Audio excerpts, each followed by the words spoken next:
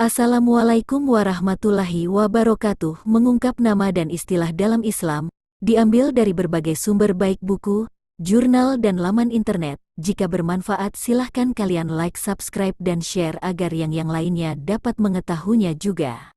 Israel atau Bani Israel. Kata Bani Israel dalam Al-Quran terdapat 40 kali dalam berbagai surah, dan sekali dengan Banu Israel. Al-Quran Surah Yunus ayat 90.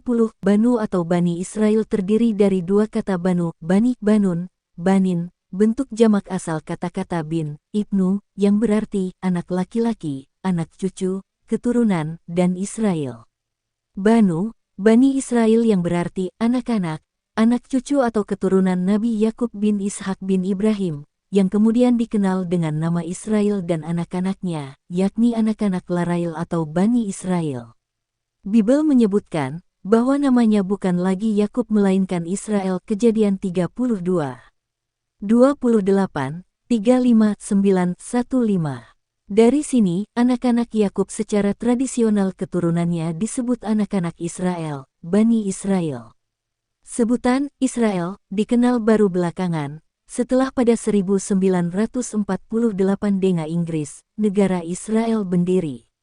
Sebelum itu, bahkan sampai sekarang, orang tetap mengenainya dengan nama Yahudi, di barat dan dimanapun dengan nama Hud atau Yahudi.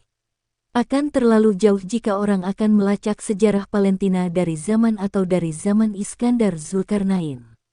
Lebih dari cukup kalau kita melihatnya dari beberapa ahad sebelum Masehi sampai beberapa abad sesudah itu. Orang Arab yang keturunan Ismail anak Ibrahim, tinggal bersama di Palestina dengan orang Yahudi yang keturunan Ishak anak Ibrahim. Sesudah Babilonia menaklukkan kerajaan Judah atau Yudea, sebagian orang Yahudi menjadi korban perbudakan. Dalam perkembangannya, setelah terjadi perembuangan Babilonia diaspora, 586 sebelum Masehi, pembuangan orang-orang Yahudi itu dari Palestina. Mereka terpencar ke beberapa penjuru dunia ke Timur Tengah, Afrika dan Eropa, kemudian banyak yang berimigrasi ke benua Amerika. Kendati Cyrus Agung, Kaisar Persia yang telah menaklukkan Babilonia, dan mengizinkan orang Yahudi kembali ke negerinya, 539 sebelum Masehi, namun mereka sebagian tetap tinggal di pengasingan. Jumlah terbesar, dalam arti budaya, Yahudi diaspora di Iskandaria termasuk yang maju dalam abad pertama sebelum Masehi sampai mencapai 40% dari jumlah penduduk Yahudi. Sekitar ahad pertama Masehi diperkirakan ada 5 juta jumlah orang Yahudi tinggal di luar Palestina, melebihi jumlah orang Yahudi di Palestina sendiri.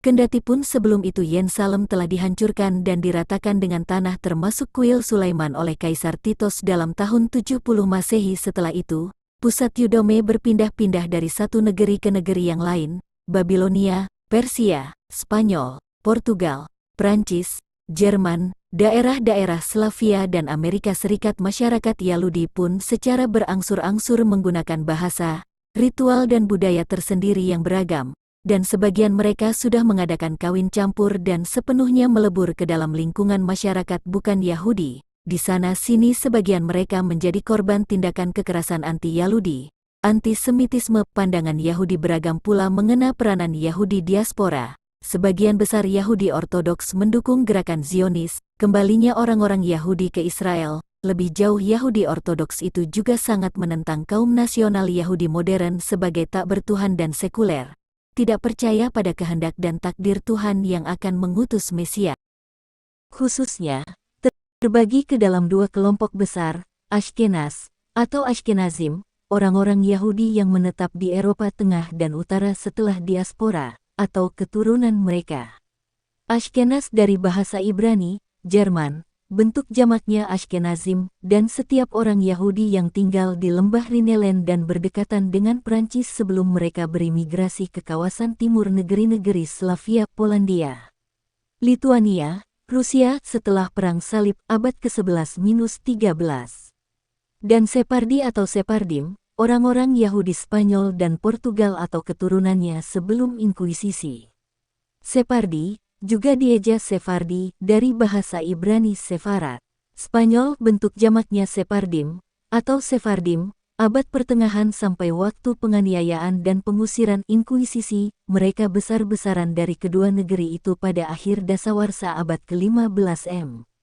Sesudah dalam abad ke-17 terjadi penganiayaan orang-orang Yahudi di Eropa bagian timur, dalam jumlah besar mereka kembali tinggal di Eropa bagian barat. Di sini mereka berasimilasi dengan masyarakat Yahudi yang lain, seperti yang telah terjadi juga di Eropa bagian timur. Sekarang Ashkenazim terdapat lebih dari 80% Yahudi di dunia, melebihi Yahudi Sephardim. Pada akhir abad ke-20 jumlah Yahudi Ashkenazim lebih dari 11,000,000. Di Israel sendiri jumlah Ashkenazim dan Sephardim kurang lebih sama. Semua jemaah Yahudi reformis dan konservatif berlangsung menurut tradisi Ashkenazi. Oleh karena semua itu, tidak heran bila orang melihat sosok dan warna kulit orang Yahudi yang lahir di Eropa dan Amerika serta sudah dalam kawin campur dan membaur dengan penduduk setempat, percampuran darah mereka sudah sangat dalam. Berbeda dengan sosok dan warna kulit mereka yang lahir di Palestina atau Timur Tengah umumnya dan Afrika atau tempat-tempat lain.